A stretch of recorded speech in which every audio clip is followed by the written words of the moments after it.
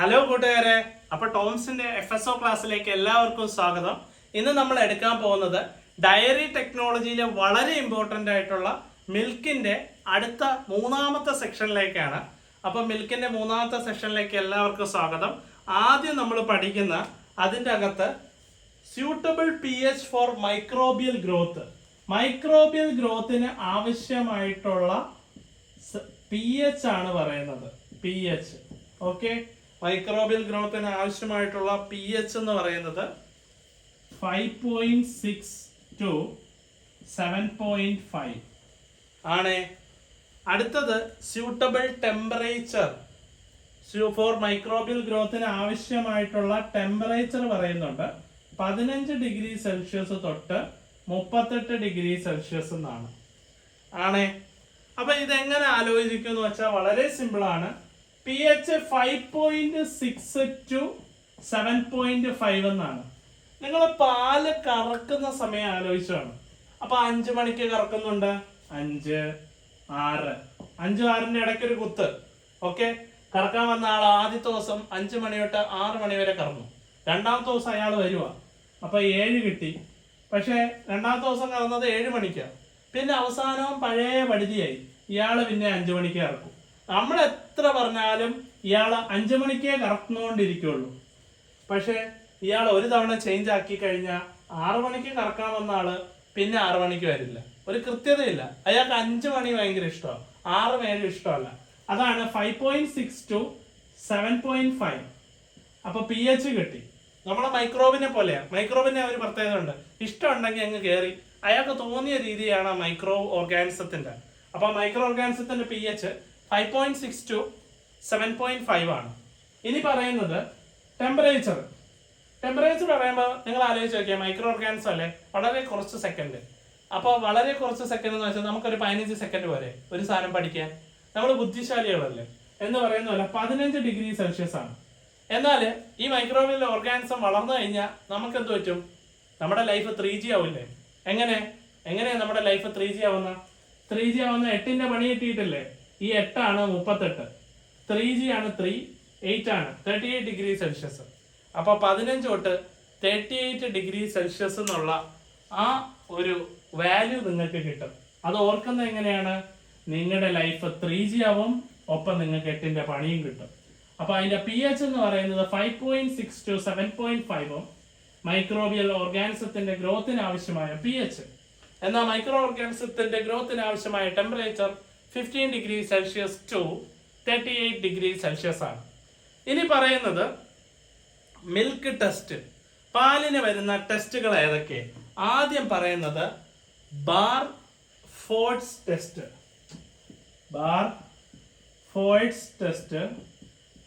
ബാർഫോർഡ്സ് test എന്ന് പറയുന്നത് glucose ഉണ്ടോ എന്ന് നോക്കാനാണ്.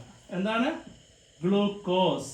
ഇനി അടുത്തത് രണ്ടാമത് പറയുന്നത് നെസ്ലേഴ്സ് ടെസ്റ്റ്.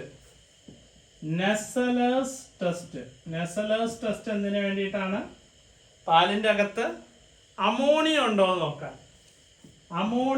നോക്കാനാണ് നെസ്ലേഴ്സ് ടെസ്റ്റ്. മൂന്നാമത് പറയുന്നത് അയഡിൻ ടെസ്റ്റ്. അയഡിൻ ടെസ്റ്റ് നമ്മൾ നോക്കുന്നത് സ്റ്റാർച്ച് ഉണ്ടോ എന്ന് അറിയാം, സ്റ്റാർച്ച് പ്രസന്റ് ആണോ എന്ന് അറിയാം. നാലാമത്തെ ടെസ്റ്റ് എന്ന് പറയുന്നത് ഇൻഡിക്കേറ്റർ ടെസ്റ്റ് ഇൻ പാസ്ചറൈസേഷൻ. പാസ്ചറൈസേഷന് ഇൻഡിക്കേറ്റർ ആണോ എന്ന് നോക്കാൻ വേണ്ടിയിട്ട് നടത്തുന്ന ടെസ്റ്റ്. അവിടെ നമ്മൾ യൂസ് ചെയ്യുന്നത് ഫോസ്ഫറ്റേസ് ടെസ്റ്റ് ആണ്. ഫോസ്ഫറ്റേസ് ടെസ്റ്റ്. ഇനി അടുത്ത അവസാനം പറയുന്നത് വാട്ടർ ഡിറ്റക്ഷൻ ഇൻ മിൽക്ക്. പാലിലെ വെള്ളമുണ്ട് എന്ന് ഡിറ്റക്ട് ചെയ്യാൻ വേണ്ടി യൂസ് ചെയ്യുന്നത് നമ്മൾ ലാക്ടോമീറ്റർ എന്ന് പറയുന്ന ഒരു ഇൻസ്ട്രുമെന്റ് ആണ്. ലാക്ടോമീറ്റർ ഉണ്ടെങ്കിൽ നിങ്ങളുടെ വീട്ടിൽ കൊണ്ടുവരുന്ന ആ പാലുകാരന്റെ കാര്യത്തിനൊരു തീരുമാനമായി. എന്തുമാത്രം വെള്ളമാണ് അയാൾ കൊണ്ടുവരുന്നതെന്ന് മനസ്സിലാവും. അപ്പൊ ലാക്ടോമീറ്റർ വെച്ചിട്ടാണ് പാലിൽ എത്രമാത്രം വെള്ളം ഉണ്ടെന്ന് അളക്കാൻ പറ്റുന്നത്. ലാക്ടോമീറ്റർ ഇൻസ്ട്രുമെന്റ് മതി. അപ്പൊ ഇതിൻ്റെ അകത്ത് ഫസ്റ്റ് പറഞ്ഞത് ബാർഫോർഡ്സ് ടെസ്റ്റ് ഗ്ലൂക്കോസിന്. അതെങ്ങനെ ആലോചിക്കും സാർ? ബാർഫോഴ്സ് എന്ത് വായി പോലും കിട്ടുന്നില്ല സാറേ. ബാർഫോയിഡ്സ് ടെസ്റ്റ് ഗ്ലൂക്കോസിന്. നിങ്ങൾ ആലോചിച്ച് നോക്കിയാൽ മതി, നമ്മുടെ ഗ്ലൂക്കോസ് ഒക്കെ ഇങ്ങനെ ഫെർമെന്റേഷൻ ചെയ്തിട്ടല്ലേ ആൽക്കഹോൾ കിട്ടുന്നത്. ആൽക്കഹോൾ എവിടെയാ വിൽക്കുന്നത്? ബാറിന്റെ അകത്തല്ലേ. അപ്പൊ ബാർഫോയിഡ്സ് ടെസ്റ്റ് ഗ്ലൂക്കോസ് ആണെന്ന് കിട്ടും. ബാറിന്റെ അകത്താണ് ഫെർമെന്റേഷൻ ഒക്കെ ചെയ്ത് ഗ്ലൂക്കോസ് നമ്മള് കുപ്പിയിലൊക്കെ ആക്കി മദ്യം വെച്ചേക്കുന്ന. അപ്പൊ ബാർഫോയിഡ്സ് ഗ്ലൂക്കോസിന്. ഇനി അടുത്ത നെസ്ലേഴ്സ് അമോണിയ. നെസ്ലേഴ്സ് അമോണിയ അതെങ്ങനെ കിട്ടും? നെസ്ലേഴ്സ് അമോണിയ നെൽസൺ മണ്ടേല കേട്ടിട്ടുണ്ടോ നിങ്ങള്? നെൽസൺ മണ്ടേല ഓർത്താ നെസ്ലർ കിട്ടും. നെൽസൺ മണ്ടേല നല്ല തലയുള്ള ആളല്ലേ. അപ്പൊ പുള്ളിക്കാരന്റെ അമ്മയ്ക്ക് നമ്മൾ ശരിക്കും നമിക്കണം, കാരണം അത്രയും നല്ലൊരു പുത്രനെ ജനിപ്പിച്ചു വിട്ടേനെ. നെസ്ലറിന്റെ അമ്മ നെസ്ലേഴ്സ് അമോണിയ. നെസ്ലറിന്റെ അമ്മയെ കിട്ടിയോ? അമോണിയ. നെസ്ലേഴ്സ് അമോണിയ കിട്ടി. പിന്നെ പറയുന്നത് അയോഡിൻ ടെസ്റ്റ്. അയോഡിൻ ടെസ്റ്റിന് വേണ്ടി നമ്മൾ സ്റ്റാർച്ച് ആണ് യൂസ് ചെയ്യുന്നത്. എന്താണ്? Starch. Iodine test starch. Iodine test starch ആണെന്ന് നിങ്ങൾക്ക് എങ്ങനെ കിട്ടും പിള്ളേരെ? അയോഡിൻ ടെസ്റ്റ് ആണ് സ്റ്റാർച്ചിൽ യൂസ് ചെയ്യേണ്ടതെന്ന് SI എന്ന് ആലോചിച്ചാൽ മതി. SI ആണ് പാല് വാങ്ങിക്കാൻ വന്നത്. S for starch. Iodine test ആണ് സ്റ്റാർച്ചിന് യൂസ് ചെയ്യുന്നത്. ഇനി പാസ്ചറൈസേഷന് വേണ്ടിയിട്ട് ഫോസ്ഫറ്റേസ് ടെസ്റ്റ്. അത് സിമ്പിൾ അല്ലേ? PP pasteurization phosphatase test. അപ്പൊ പാസ്ചറൈസേഷന് യൂസ് ചെയ്യുന്നത് ഫോസ്ഫറ്റേസ് ടെസ്റ്റ്. ഇനി വെള്ളം ഉണ്ടോ എന്ന് പാലിൽ എങ്ങനെ അളക്കും? ലാക്ടോമീറ്റർ. ലാക്ടോമീറ്റർ ഉണ്ടെങ്കിൽ പാലിൽ വെള്ളം ഉണ്ടോ എന്ന് അളക്കാം. അപ്പൊ ഇത്രയും കാര്യങ്ങളാണ് നമ്മുടെ ടെസ്റ്റ് ഫോർ മിൽക്ക്. മിൽക്കിൽ നടക്കുന്ന ടെസ്റ്റുകൾ ഏതൊക്കെയെന്ന് വെച്ചാൽ, ആദ്യം നിങ്ങൾ ബാർഫോയിഡ്സ് ടെസ്റ്റ് ആലോചിക്കുക. ബാർഫോയിഡ് ടെസ്റ്റ് എന്ന് പറയുന്നത് ഗ്ലൂക്കോസ് ഉണ്ടോ എന്ന് കണ്ടുപിടിക്കാൻ, അതായത് ബാറിലെ ഗ്ലൂക്കോസ് ഫെർമെന്റ് ചെയ്തല്ലേ ആൽക്കഹോള്. ഇനി നെസ്ലേഴ്സ് ടെസ്റ്റ്. നെൽസൺ മണ്ടേല ആലോചിക്കുക. നെൽസൺ മണ്ടേലയെ സൃഷ്ടിച്ച അമ്മ എന്ത് നല്ല ആളാ. അപ്പൊ നെസ്ലേഴ്സിന്റെ അമ്മയാണ് അമോണിയ. അയോഡിൻ ടെസ്റ്റ് സ്റ്റാർച്ചിന് SI ആലോചിക്കുക. S for starch and I for iodine test. പാസ്ചറൈസേഷൻ ഫോസ്ഫറ്റേസ് ടെസ്റ്റ്. അപ്പൊ PP എന്ന് ആലോചിച്ചാൽ നിങ്ങൾക്ക് കിട്ടും പാസ്ചറൈസേഷൻ ഫോസ്ഫറ്റേസ് ടെസ്റ്റ് ആണ്. പിന്നെ പറയുന്നത് വാട്ടർ അളക്കാൻ വേണ്ടി ലാക്ടോമീറ്റർ ഉണ്ട്.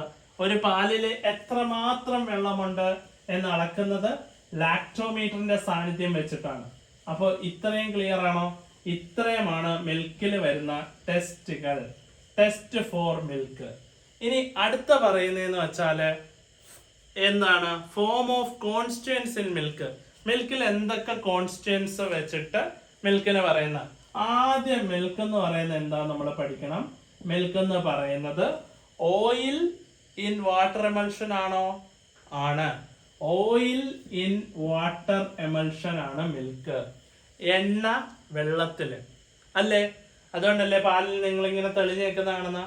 ഓയിൽ ഇൻ വാട്ടർ എമൽഷൻ ആണ് മിൽക്ക്. അടുത്തെന്ന് പറയുന്നത് ലാക്ടോസ് ഇൻ മിൽക്ക്. ലാക്ടോസ് എന്ന് പറയുന്നതാണ് ട്രൂ സൊല്യൂഷൻ എന്ന് പറയുന്നത്. ട്രൂ സൊല്യൂഷൻ ലാക്ടോസ് ആണ്.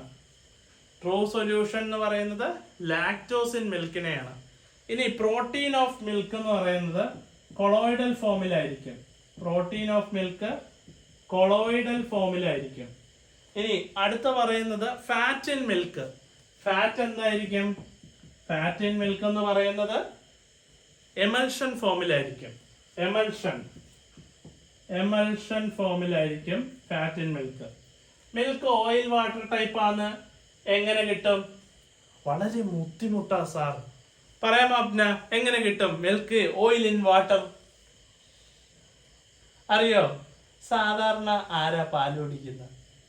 കണ്ണും പൂട്ടി കണ്ണടച്ചിരുന്ന് പാല് കുടിക്കുന്ന ആരാ? അറിയില്ല നിങ്ങക്ക്? മ്യാവ് മ്യാവ് മ്യാവ്. പൂച്ചയല്ലേ?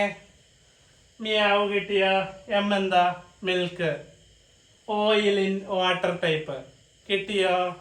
പൂച്ചയല്ലേ പിള്ളേരെ കണ്ണടച്ചിരുന്ന് പാല് കുടിക്കുന്ന? അപ്പം മ്യാവ് കിട്ടിയോ?